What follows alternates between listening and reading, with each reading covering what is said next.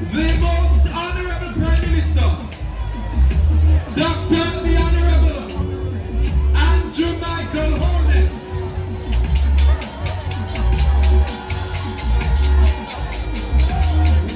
This is his vision, and so, with the blessings from above, with the showers of blessings, I invite all of us to help me to welcome on stage Dr. the Most Honorable Andrew Michael Holness, Prime Minister of Jamaica.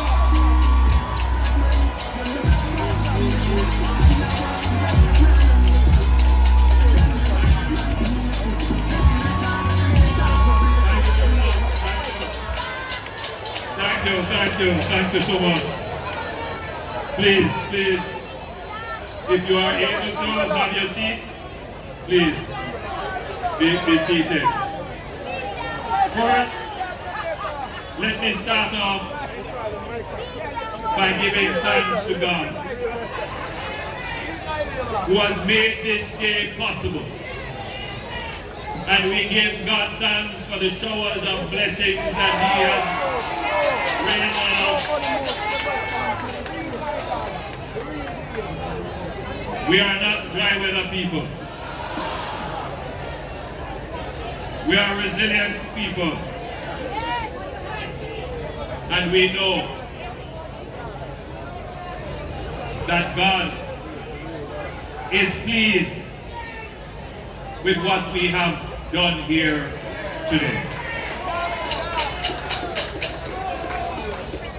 Allow me to thank those who have mastered the ceremony so far, and allow me as well to acknowledge Mr. Fenton Ferguson, representing the Leader of the Opposition, the members of my cabinet who are here.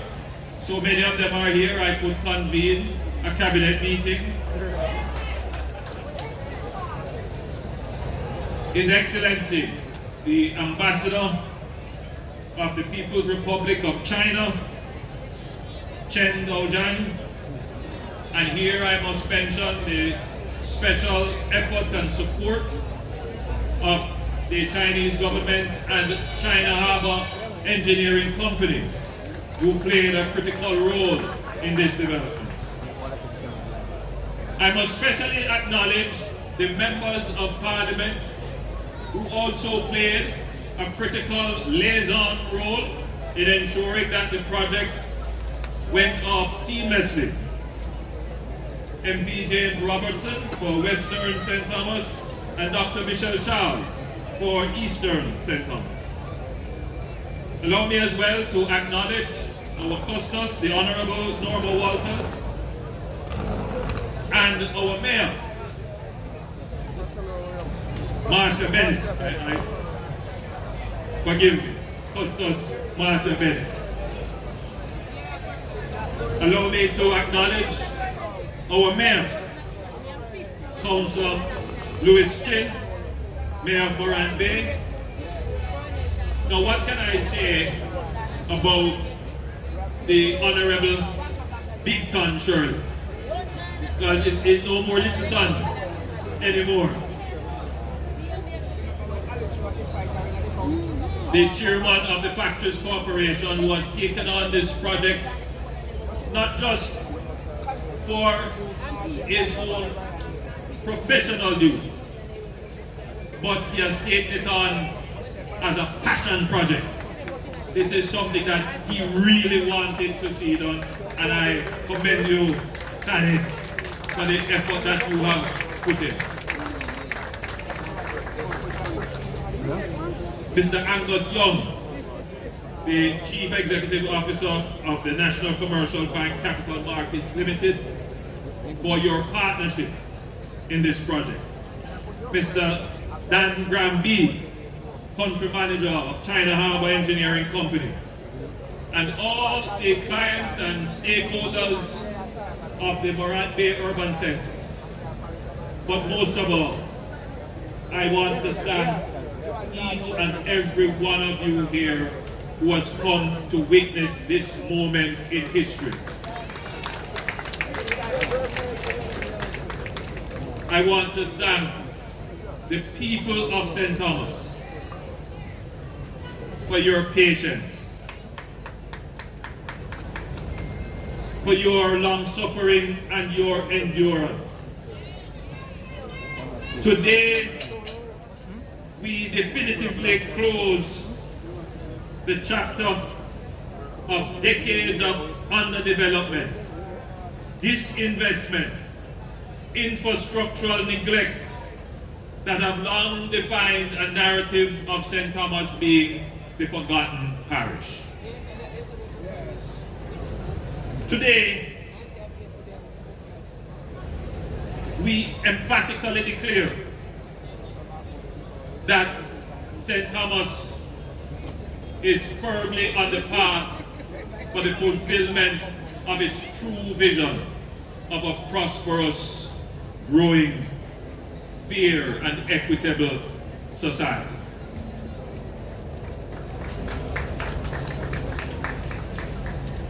Today is 160 years since the Morant Bay Rebellion.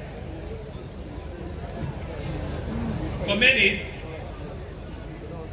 there is an expectation that for the wrongs that were done to us and our forebears and our ancestors, that there must be reparations. And I believe that there must be reparations. And eventually, inevitably, there will be reparations. We must keep up the fight for reparations. But I also believe that the duty of reparations does not only lie on the generations that follow the wrong, in the sense of the generations of those who committed the wrong should right the wrongs of their forebears.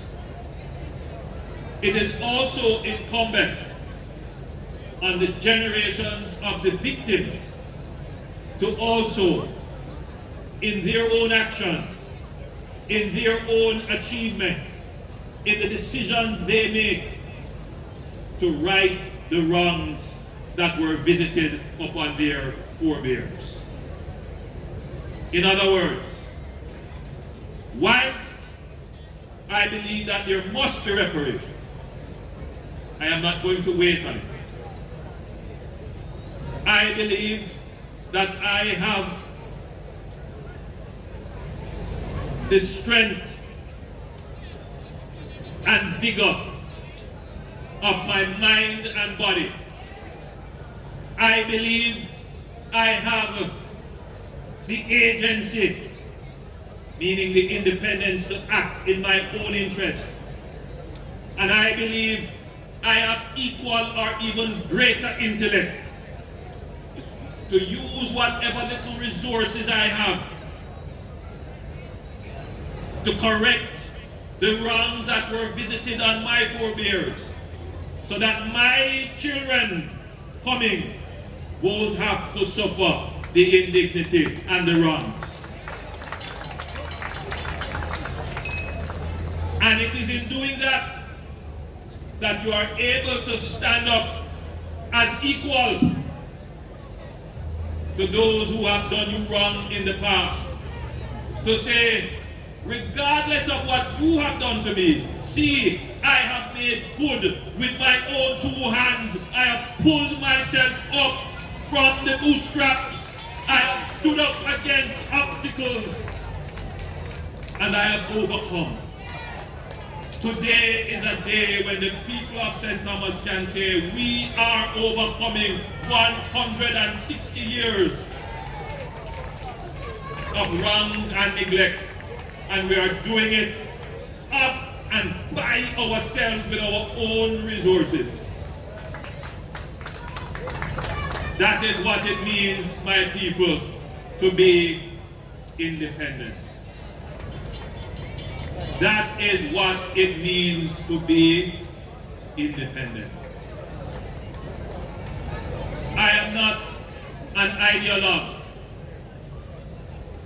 I don't believe in any form of ideology other than what makes sense, other than what works, other than what is practical, other than what is fair.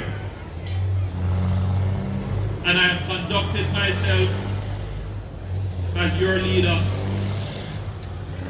in that regard.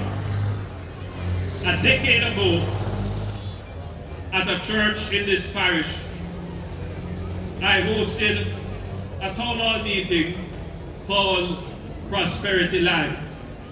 Some of you here may have been in that church hall. And a young lady stood up and she said, and I'm paraphrasing her, St. Thomas needs development. For too long, we have neglected the parish. And she used certain examples to demonstrate the neglect. I'll never forget it. She said St. Thomas is the only parish that doesn't have a stoplight. And then she went on to say, St. Thomas don't even have a KFC.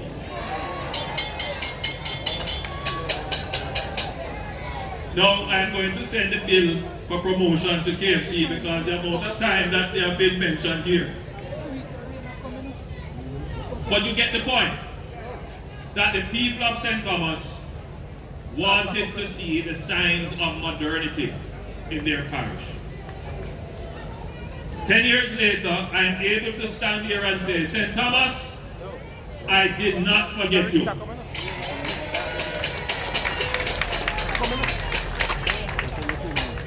St. Thomas, you are now at the cutting edge, the frontier of new developments in Jamaica.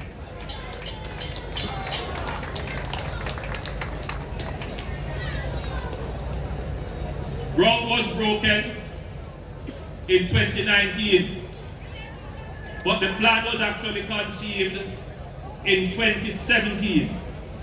And I recall distinctly when we broke ground, there were those disbelievers, as there always are persons who are skeptical, that said it wouldn't happen. We used to lose him so much.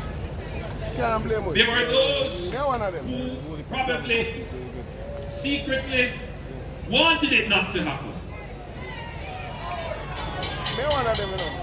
But by God's willing and hard work, it has happened.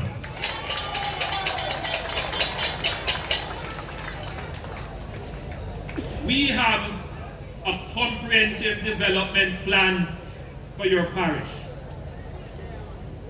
We started off with the Southern Coastal Highway Improvement Project, a 16 kilometers 4-lane highway from Harborview to Yallas, and 96 kilometers of improved roadway from Yallas to Port Antonio. All of that together represents approximately $200 million US of expenditure. That is about $32 billion spent on improving access to the parish. And it wasn't all the main road. We improved the road access for Cedar Valley as well, and other roads leading off. And it wasn't just roads, we also put in water, we put in sewage, and we also laid the conduits and cables for broadband internet to come to this parish. We have built this Morante Urban Center at a cost of $6 billion Jamaican dollars. We have built the Yallas Fire Station at a cost of $163 million Jamaican dollars. We have upgraded the Acadia and Port Morant Health Center at a cost of 37 million Jamaican dollars. Not to mention the whole heap of social housing that we have given in the parish, and today I'll be handing over about 6 more.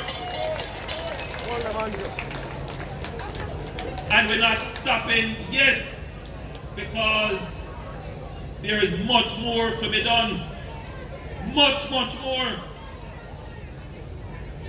We have 13.5 acres of land in proximity to this development. And I want you to look out for it, because I intend to come to the first festival or stage show that is kept there, when Gramps and the Morgan family is performing, when Popcorn, as Prime Minister of course, what do you think? I intend to be there to hear Tony and sing. Sing. I'm not going to do any singing today. But we're going to develop that 13.5 acres of land into a multi-purpose entertainment and sports facility that is going to be the envy of other parishes. This project is not yet finished, because we're going to do another extension of 10 acres of new buildings for micro and small businesses in St. Thomas, right here, right on this center.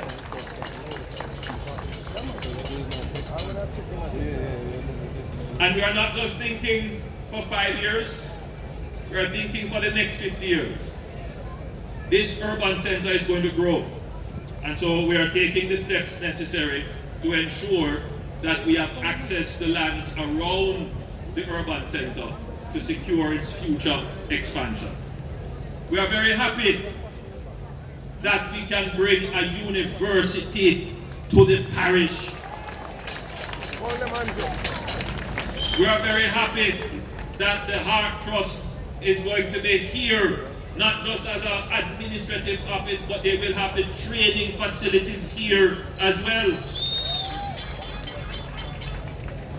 When I heard the announcement that PICA will be here, a lot of noise went up for them. That's the Passport, Immigration and Citizenship Agency, JPS, NWC, the National Housing Trust, the Jamaica Information Service, all kinds of government entities are going to be here. So the people of St. Thomas don't have to travel to Kingston to be connected with their government. They can come right here. Oh, did I mention that the tax office will be here as well?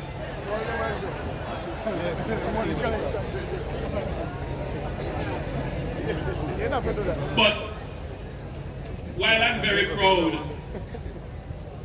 of this building, which is your municipal head office, your parish council head office building, I'm also very proud of the courthouse. And there's a reason. You see, a part of the spark for the Morant Bay Rebellion was that the small farmers, the children of the former enslaved who worked the fields, trying to do their little business, they couldn't get justice. They were occupying lands, and the plantation owners didn't want them to become subsistence farmers. So they did all kinds of things to undermine their occupation of the land, so that they had to come back to the plantation to work. And therefore, even if as freedmen they would go to plead their case in court, they couldn't get any justice, because the administration of the court system was also a part of the planter class. And that created a sense of injustice in the society, and that boiled over into the rebellion. So it is very symbolic that we are going to be putting right here the most modern port facility in Jamaica and possibly indeed in the Caribbean, right here in the Morant Bay Urban Center. We are also going to be building out medical facilities, and this will host 25 specialized units ranging from general practitioners, pediatricians, neurologists, orthopedic surgeons, you name it. And we will also have a facility for accident and emergency and urgent care. This will significantly improve access to healthcare in St. Thomas. We are laying the foundation, my friends, for a new economy in this parish. And I want you to pay attention to that mission. We are not going to create prosperity without creating an economy. And to create the economy, you have to build infrastructure. Because it is the infrastructure that creates the platform on which people can do business and generate profit and satisfy demand. This lovely facility here, this very convenient facility here, well designed and well laid out, this is going to create the new economy that will generate the new wealth for the parish. Not just for people who are already rich, but for every single person in St. Thomas. This will be generating the prosperity that you have always wished for.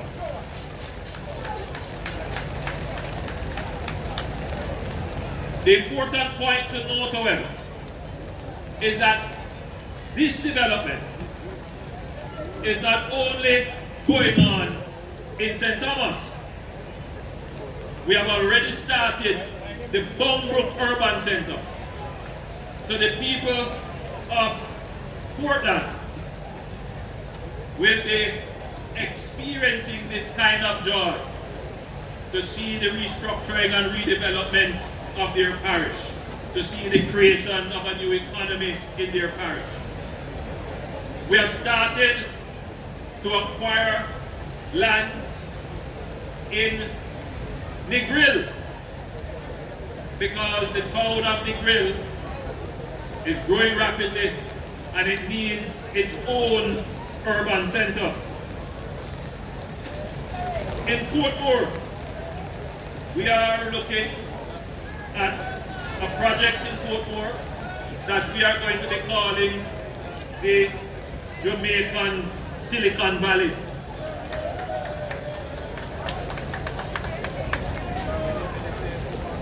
And that project is in its development state.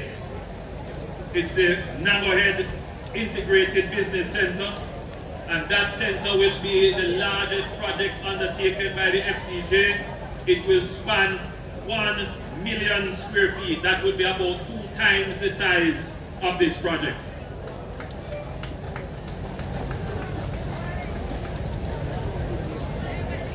Minister Vaz pointed out to me that when I am speaking, I must mention that it is not just roads that we have built, but we have allocated 2 bus routes to St. Thomas.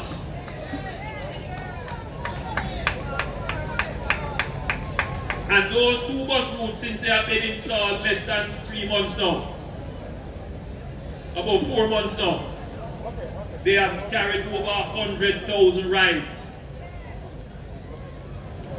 And I am certain that everyone who is using those buses are very happy, because it is saving them bus fare, improving their convenience, and it is operating on time. But more is to come. You're going to get 7 school buses that will be serving some of the remote areas of the parish. And I'm certain that the children of this parish will be very happy to be able to use those buses And of course, those buses will be free of cost to them in terms of bus fare.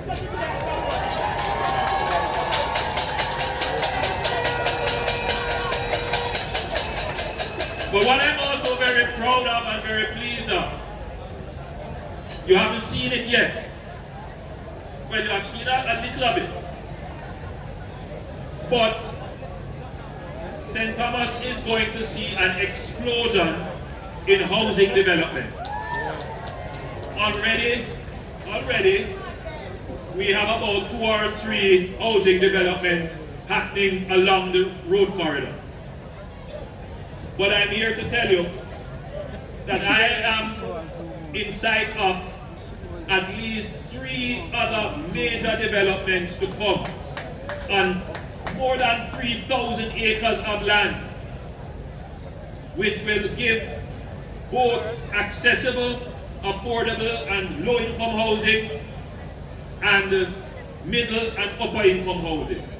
So the entire parish is going to be a place where people are going to come and move in to live. So you have been here suffering for a long time. You are also going to benefit because they have to come to your market, they have to hire you, they have to come and use your service. So your parish is going to grow and your income is going to grow. And from your income, you will be able to do the things that you have always wanted. Now I know, I'm the first to tell you that there is still a lot to be done. To the left of me. We know that there are communities that still don't have proper water supply. We know that there are communities that still have bad roads. We know that there are many houses to be fixed. The last time I toured, they took me on the river bank around that side and showed me how the river is eating away and threatening their houses. We have to address those. So as I stand here and tell you all the great things, I don't want you to believe that I am not also aware of the things that are dragging on your mind.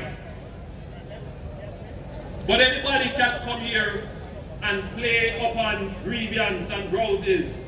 Yeah, you hear me? But not anyone can actually say, I can deliver. I can deal with those issues. I know how to deal with it because I can show you how I have dealt with it.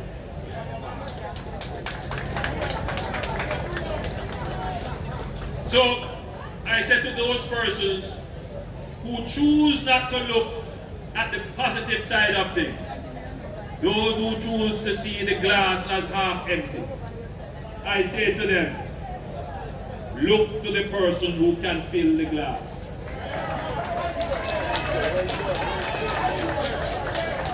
Look to the person who has made the glass half empty. Because the person who is complaining that the glass is half empty is usually the person who never put a drop in the glass. And if you want the glass to full, you have to deal with the person who at least bring it from 0 to half. We are ready to bring you from 0 to 100 and even more. So, as I close my presentation to you, with the showers of blessings on us, I feel like we have closed the circle with Paul Bogle and George William Gordon, who gave their lives, and the over 400 Jamaicans who were slaughtered, massacred in the rebellion. I feel that today we are beginning to repair the injustices of the past by our own means and through our own will. We are charting our own course to prosperity, which is the true destiny promised to us. So I want to tell you, the people of St. Thomas, we are happy with what we have achieved, but we are not comfortable, and therefore we are continuing on the journey to make the glass full. God bless you, and thank you.